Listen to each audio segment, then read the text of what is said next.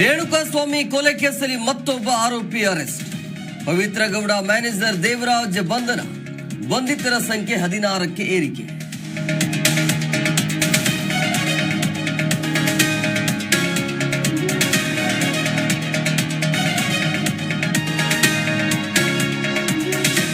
ದರ್ಶನ್ ಗ್ಯಾಂಗ್ನಿಂದ ರೇಣುಕಾಸ್ವಾಮಿ ಕೊಲೆ ಪ್ರಕರಣ. Electric megger device ಬಳಸಿ ಕರೆಂಟ್ ಶಾಕ್. ಮೆಗ್ಗರ್ ಡಿವೈಸ್ ಪತ್ತೆಗೆ ಖಾಕಿ ತಲಾಶ್.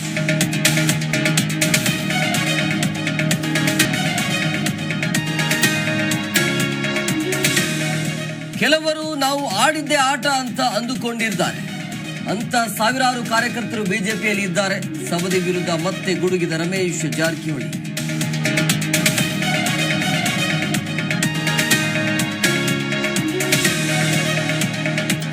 ರಾಜ್ಯದಲ್ಲಿ ಕಾನೂನು ಸುವ್ಯವಸ್ಥೆ ಹಾಳಾಗಿದೆ.